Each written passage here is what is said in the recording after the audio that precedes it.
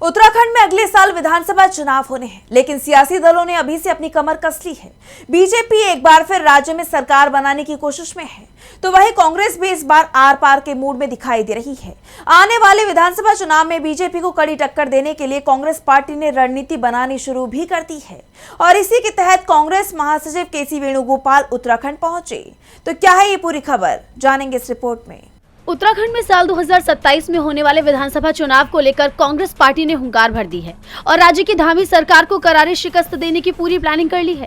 राज्य में सियासी दलों की बैठकों का दौर शुरू हो गया। इसी कड़ी में कांग्रेस ने बीजेपी को घेरने के साथ साथ संगठन की मजबूती पर भी जोर देना शुरू कर दिया है और इसी के तहत कांग्रेस महासचिव केसी वेणुगोपाल ने उत्तराखंड का दौरा किया, पार्टी नेताओं के साथ बैठक की और बीजेपी पर जमकर हमला बोला। विधानसभा चुनाव को लेकर हुंकार भरते हुए उन्होंने एक्स पर पोस्ट किया कि चुनाव वाले सभी राज्यों के चल रहे दौरे के तहत उत्तराखंड में आगामी चुनावों की तैयारियों का जायजा लेने के लिए पार्टी संगठन की कई स्तरों पर गहन बैठकें आयोजित की गई हैं।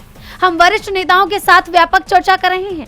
सभी विधायकों, पूर्व विधायकों, प्रमुख दलों के नेताओं, डीसीसी और नगर कांग्रेस अध्यक्षों से बात कर रहे हैं और राज्य की राजनीतिक मामलों की समिति की बैठक भी आयोजित की। उत्तराखंड में बीजेपी के खिलाफ व्यापक आक्रोश है और हम बूथ, ब्लॉक, मंडल और राज्य स्तर पर एकजुट होकर काम करेंगे और निश्चित रूप से आगामी चुनावों में शानदार जीत हासिल करेंगे। वहीं वेणुगोपाल के दौरे से बीजेपी खेमे में हलचल तेज हो गई है। जैसा आप जानते हैं कि उत्तराखंड में बेरोजगारी, महंगाई, अंकिता भंडारी मामला और बद्रीनाथ मंदिर से चढ़ावा चोरी जैसे तमाम मुद्दों को लेकर बीजेपी पहले ही बुरी तरह घिरी हुई नजर आ रही है। जनता धामी सरकार से नाराज दिखाई दे रही है।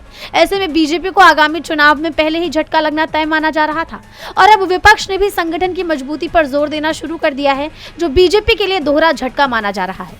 यानी साफ है कि उत्तराखंड में कांटे की टक्कर देखने को मिल सकती है। डीबी लाइव उत्तराखंड की रिपोर्ट।